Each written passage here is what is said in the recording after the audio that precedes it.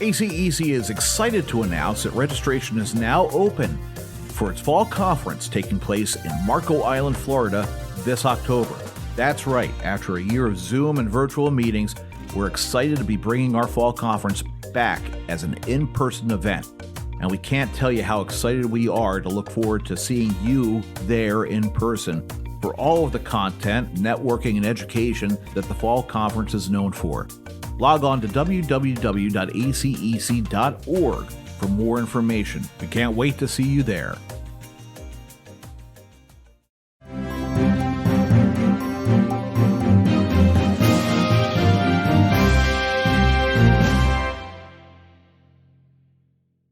Welcome to the Engineering Influence podcast presented by the American Council of Engineering Companies and sponsored by the ACEC Life Health Trust. Immediately after Hurricane Ida swept through Louisiana last month, leaving a trail of destruction, the Terracon Foundation, which is a corporate philanthropy initiative of ACEC member firm Terracon, made two $5,000 grants to food banks in Louisiana for food and supplies in the hardest hit communities. This is just the latest instance of the good work the foundation has done since its founding in 2008, and we wanted to know more about it. So on the program with us today are two leaders of the foundation. Scott Kolodziej is the foundation chair. He is an environmental department manager and principal at Terracon and was appointed this year to the chair role after 3 years on the Terracon Foundation Board. Kristi Tahmasiyan is the manager of the Terracon Foundation. She is the director of mergers and acquisitions at Terracon and a principal of the firm. She has served the Terracon Foundation in various roles, including a 3-year term on the foundation board from 2014 to 2017. Well, welcome to the program. Thank you. Happy to be here. So good. Just to start out, why did Terracon start the foundation? Since the inception of Terracon in 1965, the company had a philanthropic culture. We had several endowments established. We were practiced at responding to natural disasters, and each of our offices handled charitable requests from local organizations, but I wouldn't have called it unified. However, like you mentioned, in 2008, our Terracon leadership formalized the giving culture by establishing a partnership with Greater Horizons, which is a national provider of charitable giving services. And that crucial step enabled Terracon to have the foundation with a longer term vision and a reach. And what was the result of that formalizing process? The result was really 4 main benefits. The first was the charitable giving program driven and managed by Terracon employees. It was pretty big, a huge concept that we really wanted to accomplish. The second benefit was the development of a strategic focus. We purposed to support programs on education in the built and natural environment. The third was a structured cycle where employees champion grants twice a year for nonprofit organizations which they're personally involved. And then the fourth benefit, which is probably the biggest of all, is the engagement of our employees who are excited about having the opportunity to be a part of giving grants to worthy organizations. And we also get a lot of employee feedback, which is used to expand or enhance those giving programs. So what would be some examples perhaps of some employee requests? Well, a few years ago, we started receiving requests for an employee matching gift program where our employees can donate and their donations will be matched regardless of the program focus. And we really want to meet our employees where their hearts and minds are engaged. And that's not always on education or the built and natural environment. And now we have a way with that matching gift program. And I'd say another good example in terms of employee feedback we've received and how we've responded is we expanded our employee dependent scholarship program to include certification programs and trade schools, in addition to community colleges and universities. And where does the foundation focus its giving? Well, as Kristi previously mentioned, our primary focus is funding programs related to education and the built and natural environment. But we've also designed the program to have a broad-based impact. And that really allows us to support a larger cross-section of the community and also promote employee engagement and involvement. And to accomplish this broad-based goal or concept, we really rely on a variety of funding mechanisms. And those can include different grants. We've got a variety of grants. We also have the employee matching gift program and the employee dependent scholarship programs I just mentioned.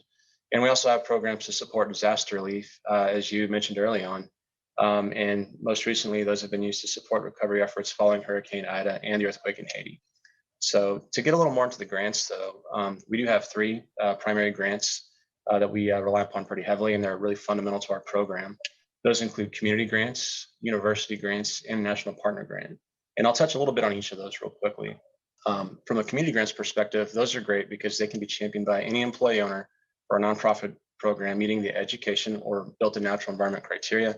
And these are wide ranging. These are all across the country, big organizations, small organizations, just everywhere. It's great.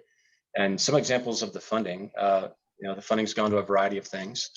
We've helped develop community gardens. We've helped install adaptive playground equipment for public schools. We've helped fund STEM programs at different Title I schools across the country. It's gone towards developing walking, biking, and hiking trails, even refurbishing of gators and observatories. So just a broad range, as well as a lot of education at various schools in the public on conservation, a lot of programs that are geared towards conservation. So there's so many noteworthy organizations out there, and we just can't list them all. But I will say one thing, they're all doing great work on limited budgets. That's a lot of breadth there. Yeah, quite a bit. And then in terms of a couple of the other elements we have on grants, and I'll hit them pretty briefly here. University grants, those are also championed by our employee owners. So we like to see our employee owners engaged with those universities. They support a variety of funding, fundamentally scholarships and fellowships, those are a big deal. But we've also supported programs, buildings, and specialized equipment. And we've also supported university chapters, for example, Engineers Without Borders and Society of Women Engineers. But I'll say of the different grants we offer, the one we're most proud of is our national partner grants. And those are similar to the community grants in general, kind of in terms of our core criteria. They're also championed by our employee owners, but they're funded at a level of $20,000 to $50,000, which right now is the largest Terracon grant available. And what on those national partner grants, who are some of the recipients? Oh, it's actually an exciting and diverse group of recipients. This year, our national partner is the 50K Coalition, which is a collaborative of more than 40 organizations focused on a bold goal of producing 50,000 diverse engineering graduates annually by 2025. And that's a huge win for our industry. But we've also partnered with the Deep Foundations Institute to support education of students seeking degrees in our industry, Engineers Without Borders, Girl Scouts and their STEM programs, ACE Mentor program, which if you're not familiar, supports high school students pursuing careers in architecture, engineering, construction. We really kind of cross the barrier there because we get the education component and we get our industry focus, and we love that. But frankly, all of our national partners over the years have been amazing organizations doing equally impressive work across the country, and we're proud to support their efforts. How do you fund the foundation? It's pretty simple, actually. Each year, we take a percentage of our company profits, and that's actually approved by the Terracon Board of Directors to fund the foundation. So it's really an annual budget based on profit, and that percentage can vary from year to year. And then how do you determine the grant recipients? Well, the Terracon Foundation Board plays a key role. We meet twice a year to review applications, employee champion. Our employees submit these applications, so these are employee champion grants. We meet twice a year for the community and university grants, and that's after they're vetted by our partner, Greater Horizons. They're great to work with. They actually take in the applications. They do review them for the core eligibility criteria. They actually provide recommendations to the board, and that way we get a nice, concise package with a lot of detail attached that we can go through and really inform our decisions. And once the board establishes that the basic criteria have been met, it's really as simple as a board decision regarding whether to fund and to decide on the level of funding. And then we vote and the majority wins. And the most fun part about that is we have some really sometimes heated, but always positive and good discussions. And everybody's very passionate on the board. So that's probably the most fun part of the process. I'd say for national partner grants, those are a little different. We consider candidates throughout the year. We're always on the search for good candidates. We have candidates that are interested in the program. We kind of accumulate those over some time. And then once a year, we send out invitations to organizations who meet the criteria and who are interested. And then those organizations will actually present to the board in the fall. So we look at the application as well as take their presentation into account and see who's going to get that national partner grant that year. And then for employee dependent scholarships, it is slightly different on that one. We really rely on Greater Horizons, our partner, to receive, review, and advise on those applications and really administer that process. And the Terracon Foundation Board actually doesn't see the applications for the employee dependent scholarships. We simply vote on the number of scholarships to approve. And all things being said, I think the great part is the employee owners serving on our board we're very engaged in the process. Like I said, we have some really heated and good discussions. It's basically working closely together to make sure we can be proud of the decisions we arrive at. And, I would say all of our board members really see the role as a privilege and one that comes with a high degree of responsibility. It does seem that you really do include the employees throughout the foundations. What kind of impact do you think the foundation has had on your firm? We talked about it in the benefits, but it's applicable here too. The coworkers, our coworkers value the opportunity to support their communities in a meaningful way. They appreciate being heard, and they like to offer suggestions or requests. And, at literally every level of employee at Terracon has championed grants. And with 5,000 employees, that's a huge impact. It's very impressive.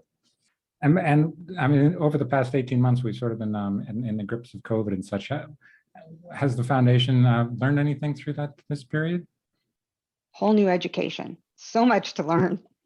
The pandemic resulted in new opportunities to fund programs that desperately needed financial assistance. One really great example is an organization called Everyone On that we weren't aware of before the pandemic. And their mission is to connect families in underserved communities with internet access, computers, and classes to learn computer skills. So when schooling went remote, how many children didn't have access to those tools that most of us take advantage of every day? And Everyone On really worked tirelessly to fill that gap. And we were so impressed by that. We never heard of them before. It's always a learning opportunity. It's great. And I'll add to what Kristi said there. It also has an education focus. And to kind of take it a little bit back, we noticed that some of our own coworkers struggled with remote work and the feelings of isolation, right? It's a different world. And with schools restarting again this fall, and in some cases, really, it was the first time for certain kids to go back to school, depending upon where you were. We saw that we had a unique opportunity to unite our employees in a company-wide campaign, really across the country, to fund back-to-school supplies and support through a great organization named the Kids in Need Foundation. And in some cases, we had local offices that wanted to support their own local schools. But across the country, we came together and we had a nationwide campaign. We leveraged those foundation funds from our matching gift program and a campaign kind of focus, and really had an excellent response and got kids in need a lot of support. And really, it was getting an excellent response by really creating an opportunity for all of us to play a part together in meeting a universal need in trying times. I think that's a great place to end. I mean, that's just like such great work you guys are doing. It's really impressive. It's good for our industry and obviously good for the company. So thank you both. And you've been listening to the Engineering Influence podcast presented by ACEC and sponsored by the ACEC Life Health Trust.